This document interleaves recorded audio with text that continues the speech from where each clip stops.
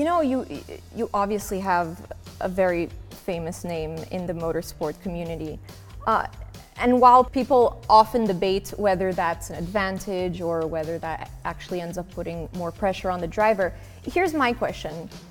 Is there a difference between what it was like to carry, do you think, is there a difference between what it was like to carry the Piquet surname back when our brother Nelson was racing in the late 90s, early 2000s, when he won the British F3 Championship? So between then and what it's like to carry the Piquet surname nowadays, because it almost feels like it's a bit more normal nowadays to see a driver with a famous last name. You have Giuliano Alesi, you have the Fittipaldi brothers, Mick Schumacher, of course. Do you think there's a difference between the two times? Yeah, I think when Nelson raced, it was not as common, I would say, that to have so many names. Today you have more, but on my feeling is like when you get older, you get mature, and the name doesn't mean anything anymore. You know, you need to do your own stuff. For me, I think the name can be a problem when you're really young, when you're in go-karts, you know, you're 10, 12, when all the drivers are very immature, and then you can have problems with that. But I think after that, it's okay, you get a bit more attention on the media maybe, but in the end, you know, the driver behind you doesn't even see your helmet, Yeah. you know, in the front. So I think they treat everyone the same, regarding if you have a famous surname or not. And yeah, I try to think like this and, you know, always do my best. And your father, what's his involvement? Does he travel with you to a lot of the races? Does he give regular feedback? Do you talk a lot after each session, or is that something that you did more in the beginning and now it's just moral support? What's that relationship like at the racetrack? No, yeah, he tries to come as much as he can. I think last year he went like all the races but 2 of them. Mm-hmm. It's really good.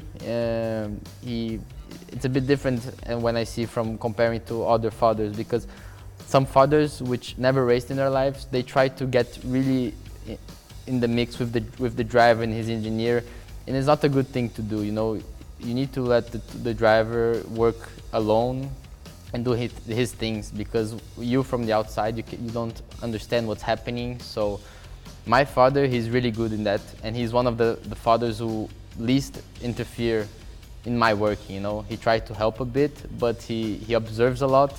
And of course, after, when it's all finished, he comes to me and he tells me what he thinks of everything, and I think it's a good way of working.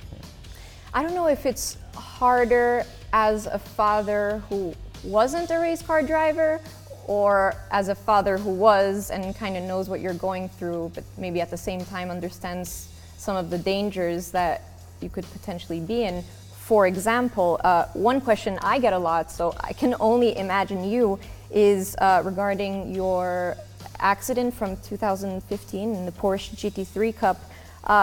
Without a doubt, one of the most unbelievable accidents I've ever seen in my life, and it just so happens that my brother was involved.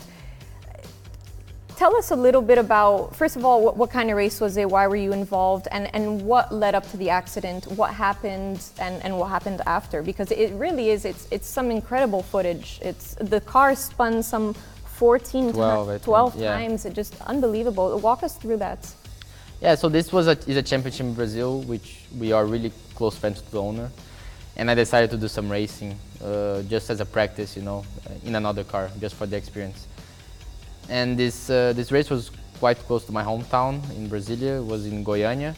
The day before, I won my first race in a GT car in my life, so I was really happy. And the other day, which was the day of the accident, was a reverse grid. We're starting 8th, I think. And in the start, it was a normal start, nothing out of control.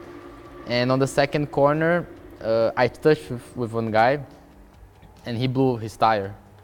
So he went straight into me, into the other corner, and it was a high-speed corner. So he touched me, I went sideways, and right on the dirt, the car, you know, like got stuck and rolled. If it was asphalt, the car wouldn't roll, I believe. So because it was dirt? And then the car stuck down, you know, and rolled. And yeah, I just remember the first roll, and then you're off. After that, I remember seeing the footage of my dad running down to see how the situation was. Right, because he was at the race and he saw the accident from the pits From or the paddock, pits, and right? he went down. I think it was like 500 meters, and he has, you know, the bad feet from the Yeah, you accident, can but he was imagine running, him so it's quite rare to see him run. Yeah. But yeah, I remember that waking up in the ambulance already. So, and they said that it was about 20 minutes to take him off the car. So I was about 20 minutes like off in the car. Was quite high G's in the car of the rolling. I think it was like 15 G's, but like continuous, you know, was not like sudden. No, so it was like long, for like 6 seconds was going. And what were the extent of your injuries? Because you posted a picture on Instagram, I believe, that your whole face is like purple, and I mean, you can barely see your eyes. Yeah, the face I think was more because of the G-force, and my eyes got all red because I think the blood vessels, they explode because of the G-force, so it was all red, the eyes, but for me it was normal. But the worst part was not that. The worst part is that when I got you know, knocked out after the roll, I was with my hands like on the air, you know, because you're out of control, and the car like went the door opened a bit, and my hand went off the car. Yeah, you can see and in you the can slow see in the motion. video that the car is rolling, and once I just, you know, the hand just does like this on the asphalt, and this was enough to break the hand. So I had a really big chance of having, like, if the car was like half a meter down, it would be no hand, because it would, you know, crush everything. So yeah, I was really lucky to. And if you play the video in slow motion, you can see your hand it come stays out off the window the whole time. And then it's rolling, and it's once it just hits the asphalt like really smoothly, and that like broke my hand, and my hand was like huge, was hurting a lot.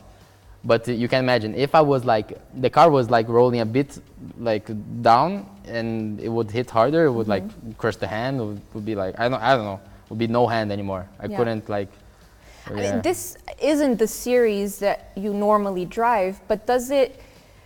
I mean, it must be traumatic in some way. How do you come back from that and sort of reset and not think about that anymore? How are you able to do that? Yeah, I think it's a driver's mentality, you know. If you're a driver and you really like it, you go back to it. No fear. No fear, no. No, once, I think I went back to that track once, and on the other race, and I was side by side with the guy, and I backed off. I was like, no, better, I overtake him in the next corner, but not, just let him pass. Well, finally, Pedro, what can you tell us about your plans for 2019? So the last year I did the GP3, and this year they're making together the F3 and the GP3 all together. They're doing 30 cars, 10 teams with 3 cars each team, and it's probably where I'm going to race. You know, I think only 1 year with this Pirelli tire, with this type of car, was a good experience, but I think I need a bit more to jump to Formula 2. I had the opportunity to go to Formula 2 this year, but I prefer to do 1 more year in F3 to try to do F3 again. Yeah. And so for our viewers who don't know, so the GP3 series officially merged with the FIA Formula 3 European Championship, so that now it essentially has become in 2019 the FIA Formula 3 Championship. Yes. Okay. Yeah. Okay. The FIA F3, they will continue to make the cars, but they will change the name. Will not be F3, and they changed the GP3 to the name to F3. The FIA wants to make everything really organized. You know, they want to make F4 the regional series, F3 the F2 and F1. You know, they want all those simple names and everything. But honestly, the GP3, the new F3 is a GP3, you know. It's same tires, the car is really similar, so it's... Looking forward to this year? Yeah. A lot of fun. Well, we really appreciate your time to come into the studio and give me this interview. And listen, we wish you the best of luck for this upcoming season. And hopefully we'll have you in the studio again soon. Thank you. Thank you, Pedro.